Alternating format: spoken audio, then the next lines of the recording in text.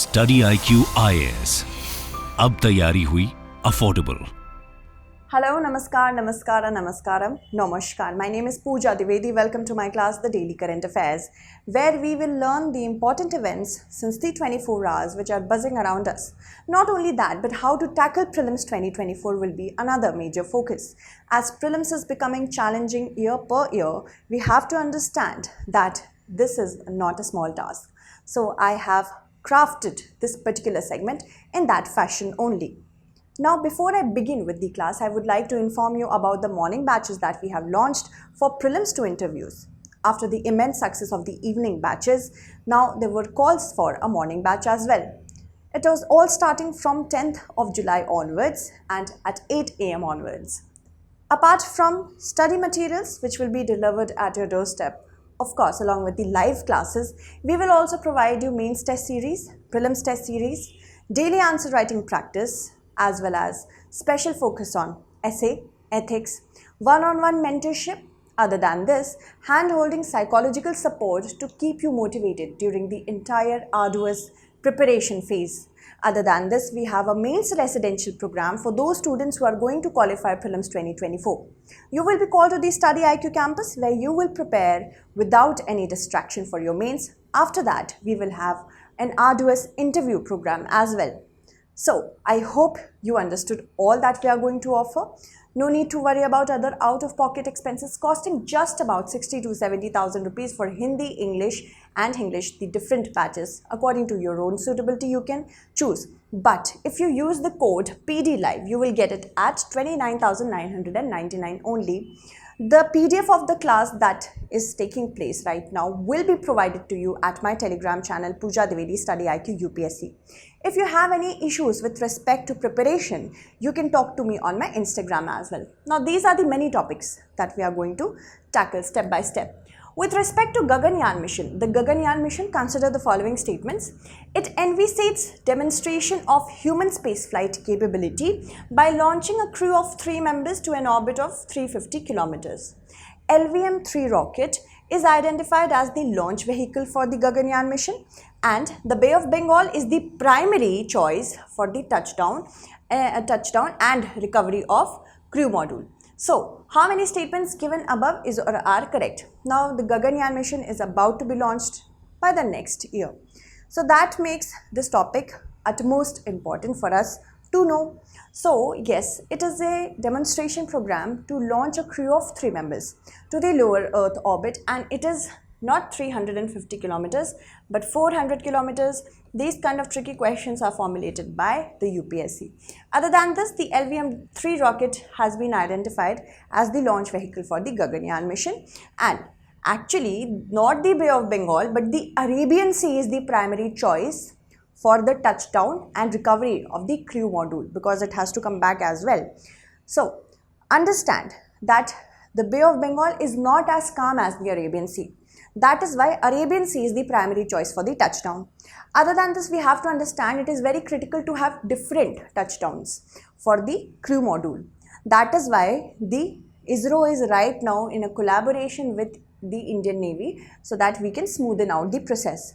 Human safety is of paramount importance in this particular mission, apart from other technological demonstration. But the most important is human safety. We do not want the crew to not ever return back. So you have to understand it from that perspective only, and that is why even if it is a little delayed, this launch, it's fine. 1, 2, 3. Okay, now let's see how many statements given above is or are correct. First statement is not correct because of this. Second is definitely correct, and third is also not correct. So only one will be the correct answer. The first batch of the crew recovery team of Mission Gaganyaan completed the phase 1 training at Kochi at the Indian Navy's water survival training facility, because they have to survive through the touchdown. Once they touch down, they might have to remain in the waters for a longer period of time. So we have to remember that this is one of the part of the mission. Gaganyaan project envisages demonstration of human spaceflight capabilities, consisting of a crew of 3 members to an orbit of 400 members to an orbit of 400 kilometers for a 3-day mission. This will be a 3-day mission. Then we have to bring them back safely to the Earth, and a life support system will be provided to an Earth-like environment whenever they will be up there through the modules. And as I told you that this will have different technologies cutting across in-house. That means whatever technologies are produced in India, cutting through that, many technologies will be demonstrated, checked, and then only we will launch the Gaganyaan. The crew emergency escape provision is there, the most important one, in case anything goes, unlikely or untoward. The crew can escape properly without any threat to their life. It also has evolving crew management aspects for training, recovery and rehabilitation of crew. Once the crew returns back, it is important for us to understand what toll has the entire space flight taken on their health, physical as well as mental. So rehabilitation should be there. Integrated airdrop test also is going to be there. That means once they return back to the Earth, in case any untoward incident happens, how they will escape through the parachute. Other than this, pad abort test and test vehicle flights as well. So human rated LVM-3 is identified as the launch vehicle, which consists of 3 stages. First is the solid stage, liquid and then cryogenic stage. Cryogenic, the fuel is stored at a level, at a threshold in which it can remain at a proper temperature, and it will go to the lower Earth orbit of 400 km. The most important part is the crew escape system, which consists of a set of quick acting high burn solid motors. Now we have the orbital module as well. In orbital module, we will have the crew module and the service module. In the crew module, the environment will be such that it will try to imitate the environment of the Earth. And to support this crew module, we have the service module. Alright, so all these are an integral part of the Gaganyaan mission. And as I told you, Arabian Sea is much calmer, much calmer than the Bay of Bengal, and that is why it is the primary location for touchdown and crew recovery. Bay of Bengal is secondary. With respect to the GST Council, consider the following statements. Every decision made during the meeting should be supported by at least 75% of the majority of the weighted votes of the members who are present and voting at the meeting.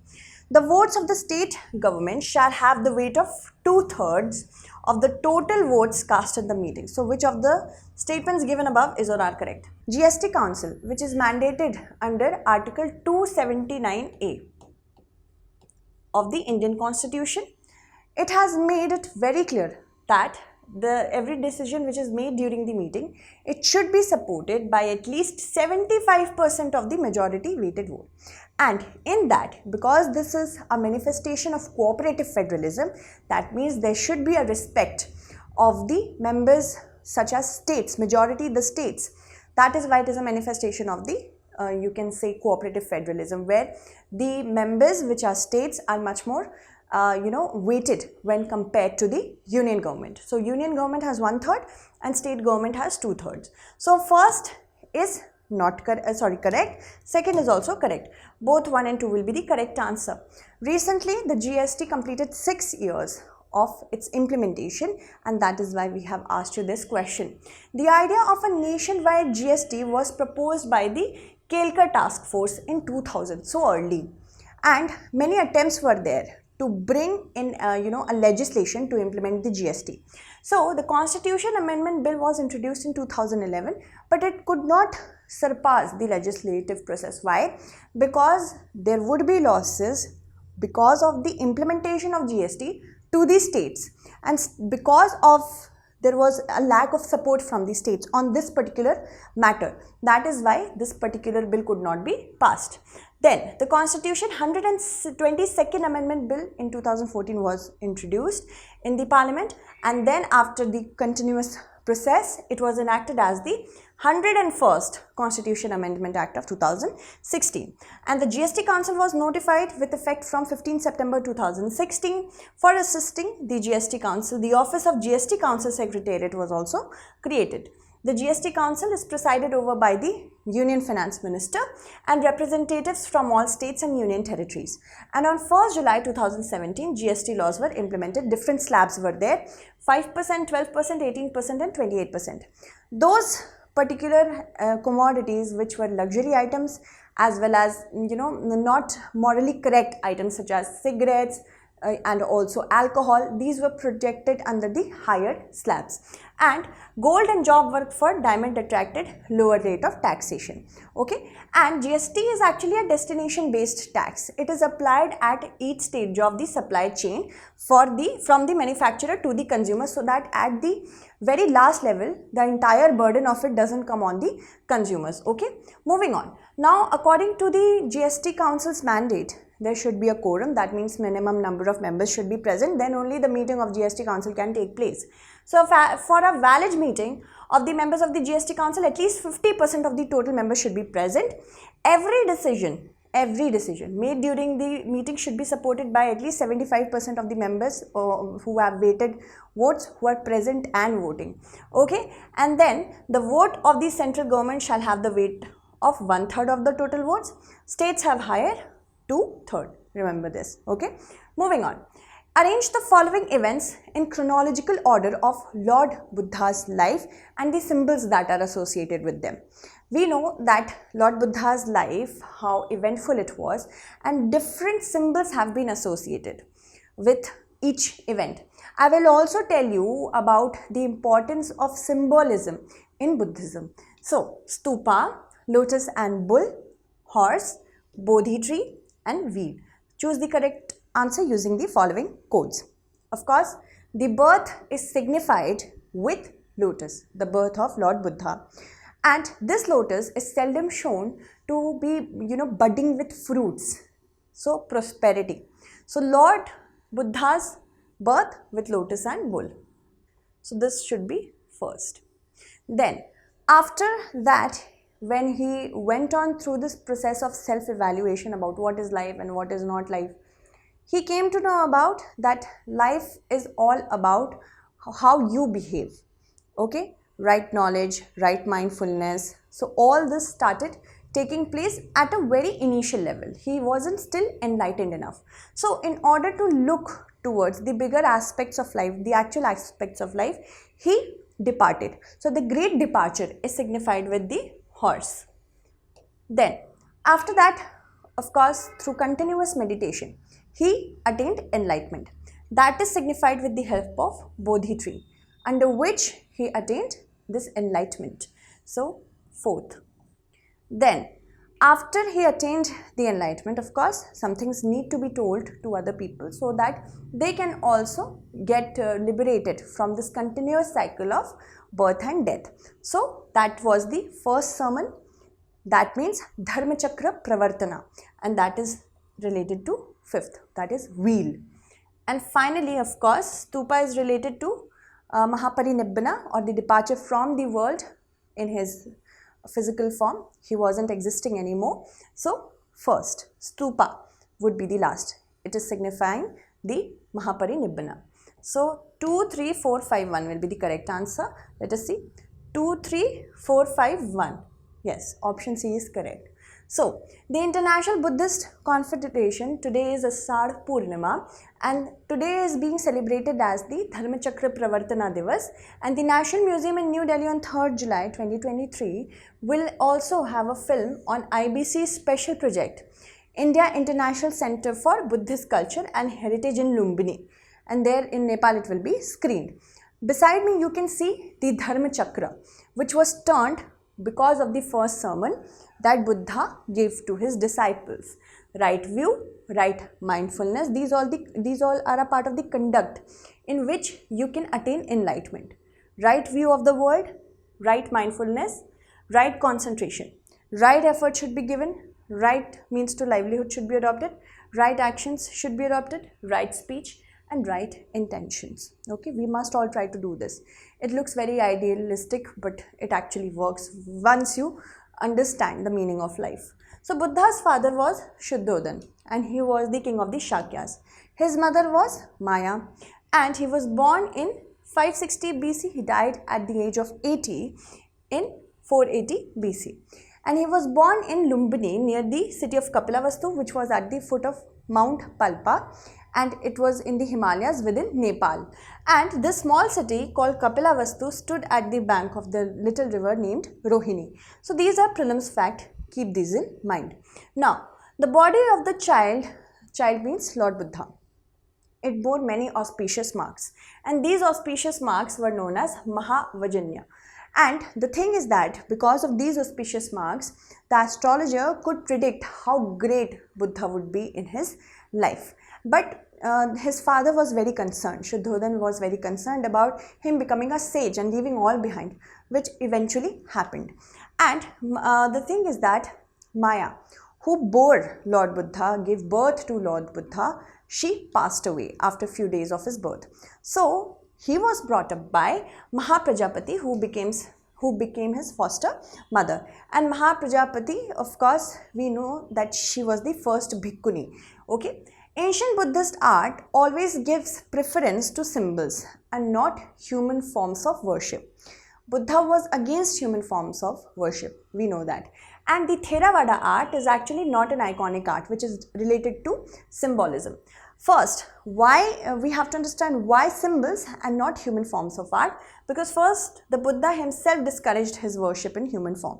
He knew the impermanence of the bodily aspects, and he also knew that it is important to respect the soul, as in the ideology, not the soul but the ideology, what you are conducting and how you are conducting yourself, the dharma that prevails. And he was also in check of his ego. He did not want to become famous. He did not have this penchant for become famous, penchant to become famous. So what has happened? Because of that, symbols were more preferred. Okay. And impermanence and humility. These are the reasons why symbols were preferred rather than human forms of worship. Okay. So, second, the Hinayanist. We know that two segments basically were created, Hinayans and Mahayans. Mahayans started to become more liberal towards life, but Hinayans did not. Hinayanists believed that after the Parinibbana, the Buddha's Putikya, that is body of the impure matter, the physical body, it could not be any more visible. And that is why it is important to concentrate upon Anikka. Anikka means impermanence. We all are impermanent. We all are. Today I am here, tomorrow I might not be. Today you are here, tomorrow you might not be. So one thing we have to understand, why do I say these things? Because we have to understand the importance of right conduct.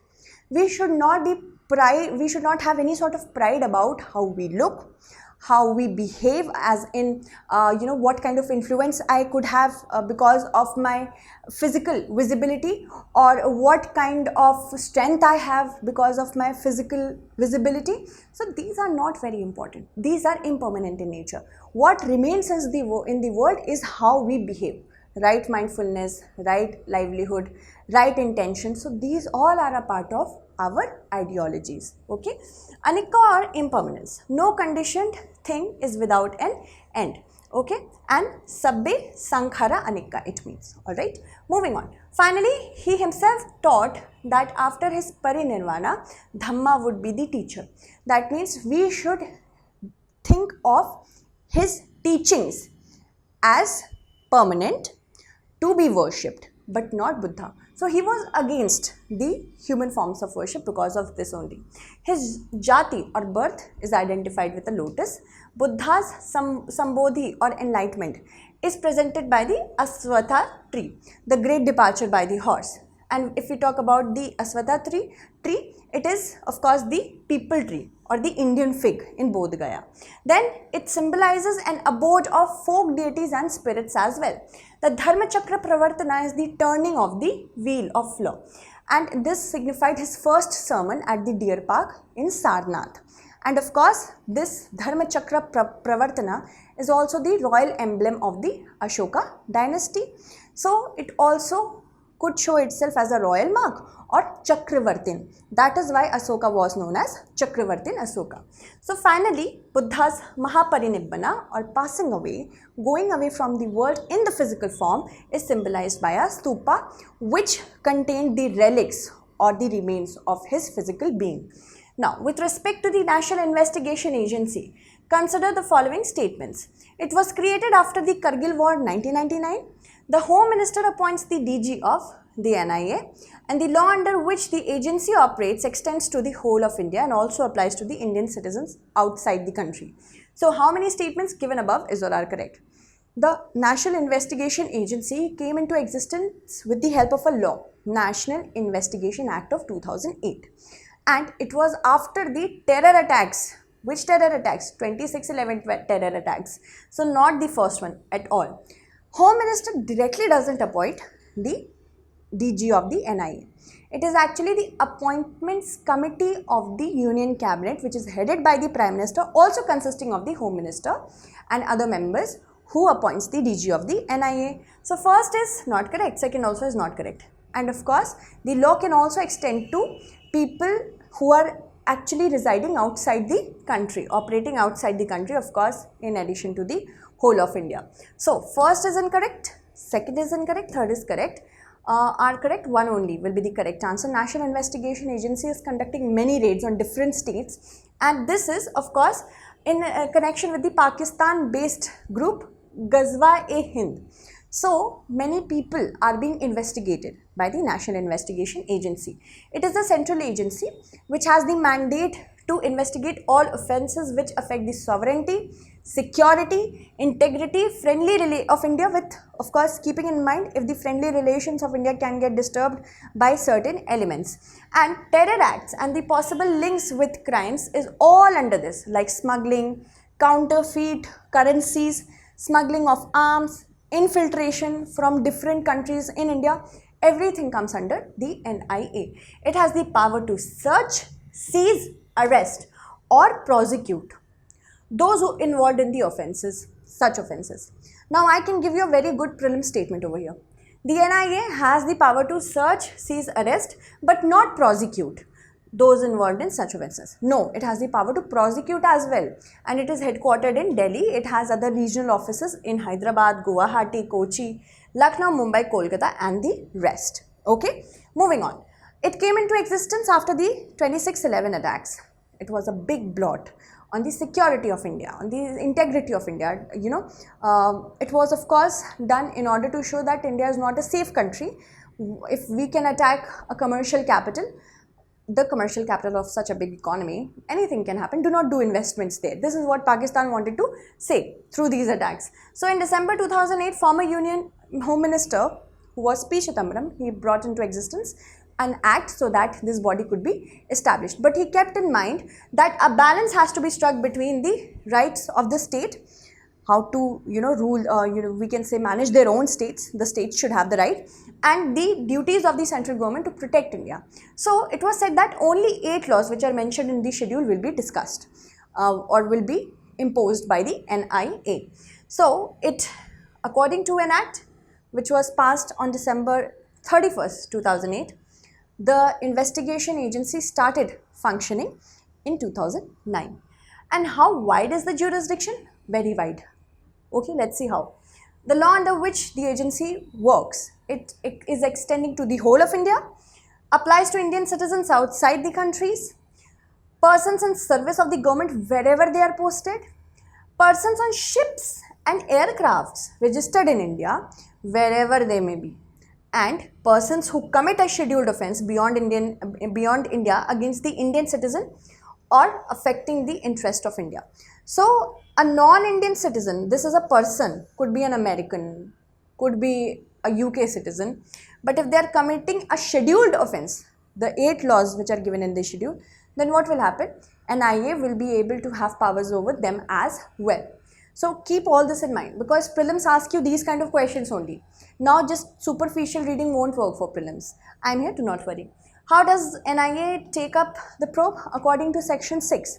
If any FIR has been registered in a state police, police department, so the state can ask the National Investigation Agency to take it up. Other than this, the center, if it is, having all the sorts of satisfaction that a scheduled offence has taken place and NIA should come into the picture, that can also happen. Okay, moving on. The Appointments Committee of the Cabinet chaired by the Prime Minister, consisting of the Home Minister also, appoints the DG of the NIA. Consider the following: with an annual turnover not exceeding INR 25 crore in any preceding financial year, splitting up of one startup in the last 3 years, incorporated or registered in India not prior to 5 years. How many of the above given is a criteria for being designated as a startup in India? A startup can be designated when it has an annual turnover not exceeding INR 25 crore rupees. If it splits from one startup or business, it won't be considered a startup. Remember that. So second is not. And it should be incorporated or registered in India not prior to 5 years so that it can get proper support. First and third are, second is not, 2 only will be the correct answer. Now the 2-day Startup 20 Shikhar Summit is commencing and is going on in Haryana, Gurugram, Haryana. And this is a part of the G20 only. Definition of a startup for the purpose of government schemes only, remember. A startup means an entity which is incorporated or registered in India not prior to 5 years, with an annual turnover not exceeding INR 25 crore in any preceding financial year, and they are working towards innovation with respect to intellectual property rights. Development, deployment could be done in this manner only. The entity shall cease to be a startup or stop to be a startup if it is formed by splitting up or reconstruction of a business already in existence, its turnover for the previous financial year has exceeded 25 crore, and it has completed 5 years from the date of its incorporation of registration. Further, the startup shall be eligible for tax benefit only if it has obtained the certificate from the interministerial board which is set up for this particular purpose. Remember this, okay? According to Economic Survey of 2021-2022, India has about more than 61,400 startups, okay? And this makes India to be hosting the world's third largest startup ecosystem after, of course, the USA and China. Now, these startups are contributing 4 to 5% of the GDP in India. The 60% of all the startups in India are in the states of Maharashtra, Karnataka, Delhi, Gujarat and Uttar Pradesh. She penned, published and distributed revolutionary works such as Bande Matram and Madan's Talwar. She propagated the cause of Swaraj among the Indian community in England. She became the first person to hoist the Indian national flag in Germany.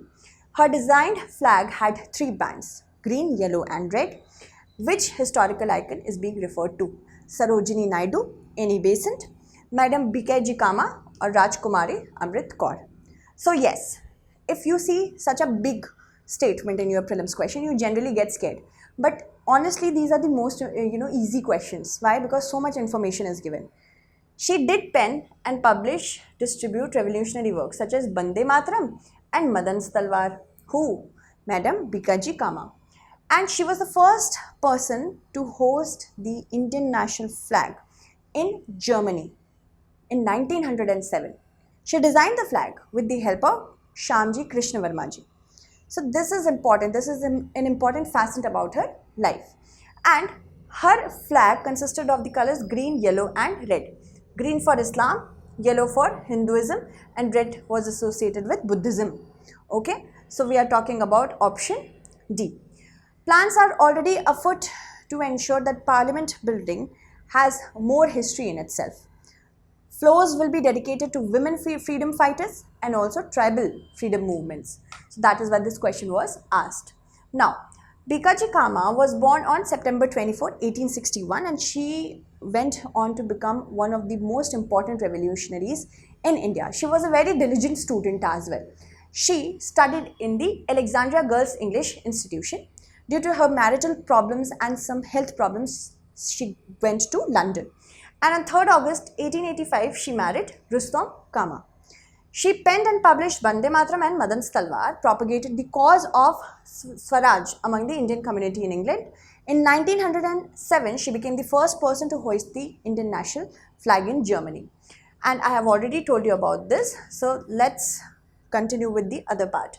She left most of her assets to the Avabai Petite Orphanage for Girls. And of course, this is a very noble act. On the 11th Republic Day of India, what happens? That Indian Post and Telegraphs Department showed honor towards her by commemorating a stamp.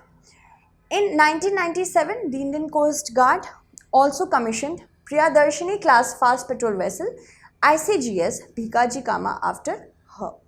Okay, moving on. Consider the following statements. The summoning of the Parliament is specified in Article 85 of the Indian Constitution, which is based upon the Government of India Act 1935. The power to convene a session of the Parliament rests with the Speaker of the Lok Sabha. Every year, a specified calendar is published to specify the schedule of the sessions of the Parliament. How many statements given above is or are correct? Yes, the summoning of the Parliament is according to the Article 85 of the Indian Constitution. This is correct. And that in turn is based upon the Government of India Act 1935, like most of the articles. So that makes the first statement to be the correct one. So this much in-depth study you need to qualify prelims. The power to convene a session rests with the government, and then in the official capacity, it is called in the name of the president. So that makes the second statement to be incorrect. Then third, every year a specified calendar is published. No. By convention, the Parliament meets 3 times in a year, and there is no specific calendar. Okay, monsoon session is about to begin, and that is why this question was asked. So first is correct, second and third, these two are not correct. One only will be the correct answer. Monsoon session will commence on July 20th and conclude on 11th of August. Sessions of the Parliament actually is according with the Article 85 of the Constitution, and the decision to convene it is by the Cabinet Committee on Parliamentary Affairs, which consists of 9 ministers as of now. According to it, Defence, Finance and Law and Home Ministers are a major part. The announcement is actually formalized in the name of the President. India doesn't have a fixed parliamentary calendar, so remember that. These kind of tricky questions are asked, and then you think, have I read it or have I not read it? Sometimes it can happen, if I have not read it, then of course it mustn't be true, and if I have not read it, then it must be true. So you have to make sure that you do continuous revision. Then only you can qualify the prelims examination. This exam is very doable. Don't be, bogged down by the current narrative that is running around you. That prelims, you should start preparing for prelims from now onwards. And, just think about the answer writing after you qualify prelims. No, it's not like that. You have to do an integrated approach study, then only you can qualify this examination. Yes, I do agree that for prelims you need a specific mindset. What is that? That if you are going to prepare for mains, then only you will qualify prelims. And how you prepare for mains? By doing in-depth study. So this is all in-depth study only. By convention, Parliament meets for 3 sessions in it. By convention means by practice. What has already been done and what has been done since a long period of time. The budget session is the longest session. It starts towards the end of January, concludes by the end of April and or the first week of May. Second session is a 3-week monsoon session. Parliamentary year ends with the 3-week long winter session. A general scheme of sitting was recommended in 1955 by the General Purpose Committee of the Lok Sabha, but it was never implemented. It was accepted by the Jawaharlal Nehru government, but never implemented. And I've already told you this. Now back then, what happens that the Government of India Act provision said that Parliament has to be summoned once in a year. And not more than 12 months should be there between 2 sessions. Why? Because back then Parliament or the central legislature met only for discussing revenue and escaping the scrutiny by our brilliant Indian minds. So that is why this was done. But now of course, after we became a democracy, our own republic, then of course there should be more regular sittings. That is why by convention 3 times in 1 year, and the gap should be not more than 6 months. So this is what the current scenario is. Consider the following statements with respect to the Uniform Civil Code of Goa. Muslims who register their marriage in Goa are prohibited from engaging in polygamy and triple talaq. The Goa Civil Code enables a particular type of polygamy for Hindus. A divorce granted by the ecclesiastical church authorities is treated as a valid divorce for civil purposes, while non-Catholics, that means other than non-Catholic Christians, they have to secure a divorce before a civil court. So how many statements given above is or are not correct? Goa is the only state in the country which has a Uniform Civil Code. Uttarakhand wants to become the next. And right now, lots of public debates are going about Uniform Civil Code. And everybody is saying, look at Goa, nothing happened. There is no discrimination. No, there is a lot of discrimination. Everything is not completely equal there. Because Muslims who register their marriages in Goa, they are prohibited from polygamy and triple talaq. That is correct. But Goa Civil Code enables certain type of polygamy for Hindus. If the wife of a Hindu man is not able to bear child by the age of 25 or bear a male child by the age of 30, then polygamy is allowed. Yes. A divorce granted by the ecclesiastical church authorities for Catholic Christian is valid, but for others, you have to do it in the civil code. So what kind of equality is here? One is correct, second is correct, and third is also correct. All three are correct. So none will be the correct answer because we had to select the not correct ones, right? So pointing out that Goa was the first state to follow the Uniform Civil Code, they are saying, the CM says that nothing, untoward happened in Goa. So we can, apply the Uniform Civil Code pan-India. Uniform Civil Code should be applied according to Article 44, which is a DPSP, not enforceable by court. Uniform Civil Code should only be applied when proper stakeholder consultation has happened and a mood and ambience has been created in the country, then only we can go forward with it. We cannot impose it. So we have to understand, although it's a noble idea to have a uniform civil code, that is definitely true, but through proper stakeholdership, nothing less than that. Moving on, the Goa Daman Diu Administration Act of 1962, which came after we liberated Goa from the Portuguese rule and integrated into our country. So the Goa Daman Diu Administration Act of 1962, it gives the state of Goa permission to apply the Portuguese Civil Code of 1867, subject to amendment and repeal by appropriate legislative body. Every birth, marriage and death must be registered voluntarily. There are numerous provisions for divorce, and Muslims who register their marriage in Goa, they are prohibited from practicing triple talaq and polygamy. All assets and wealth which is owned or obtained by each spouse throughout a marriage are kept jointly by the pair. Very important. If there is a divorce, then each spouse is entitled to 1/2 of their property. In case of death, the surviving spouse receives 1/2 of the property's ownership. Children cannot be completely disinherited from their parents. They must inherit at least half of their possessions, and the children must divide this inherited property evenly. So this is how it should be. In this particular case, it's really good. But the Goa Civil Code enables a particular type of polygamy for Hindus. I have already told you this. It doesn't extend to the Sharia Act for Muslims. And it grants an exception to a Hindu man, which is not correct. A divorce granted by the ecclesiastical church authorities is treated as a valid divorce for civil purposes, while non-Catholics have to go to the civil court. With respect to the National Sickle Cell Anemia Elimination Mission, consider the following statements. The screenings will be done for the people between the age of 0 to 40 years to stem or prohibit the further spread of the disease. It will be implemented across 17 states, and the aim is to eliminate sickle cell disease by the year 2047. How many of the statements given above is or are not correct? We know that national sickle cell disease is much prevalent in our nation. Sickle cell disease is much prevalent in the tribal group because of certain issues. I will tell you that as well. And the screening should be done from the age of 0 to 40 so that we can prohibit the spread of it. So first is definitely correct under this mission only. Then it will be implemented across 17 states which are more vulnerable, and they give a lot of caseload when it comes to sickle cell disease, which is a genetic disease. It passes on from one to the other throughout the generation. So second is also correct. Third is also correct. By the year 2047, we have to eliminate sickle cell disease. So not correct ones, none of them are not correct, none will be the correct answer. Prime Minister Narendra Modi recently launched this mission in Madhya Pradesh.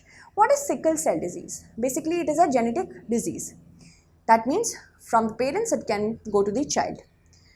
In our blood, we have our healthy red blood cells which are donut shaped, and they are able to carry hemoglobin, which is a protein which provides oxygen. But when these red blood cells become misshaped to look like a sickle, they are not able to carry that amount of oxygen because they lack proper hemoglobin. So that causes anemia. And these sickle cells, they also are not able to pass through the blood veins properly. So they start making clots. Now what happens in tribal areas where malaria is very prevalent, the red blood cells evolve into sickle shape, which gives an evolutionary advantage so that the tribals can survive.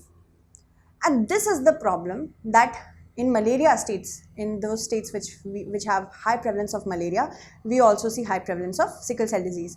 And because tribals generally practice endogamy, that means marrying within one's own clans, the children at birth also register sickle cell disease. So that is why it is important to raise awareness about it and screen test it. Okay, moving on. Globally, India has the largest tribal population if we go by the 2011 census, which means 8.6% of the total population. And sickle cell disease is one of the 10 special problems in tribal health. This particular mission will be happening across 278 districts of India. Screening will be done from the age of 0 to 40, so that people who have sickle cell anemia do not marry each other. Right now, that is the biggest problem, because it is creating sickle cell anemia at birth, and it is implemented in 17 high focus states across the country: Gujarat, Maharashtra, Rajasthan, Madhya Pradesh, Jharkhand, Chhattisgarh, West Bengal, Odisha, Tamil Nadu, Telangana, and the rest. So you have to remember the names as well, because it could be asked in your preliminary examination. Okay, so I hope you understood this particular class well. I will provide you the PDF on my Telegram channel. Do join it. Okay, thank you so much for watching. StudyIQ IAS, अब तैयारी हुई affordable.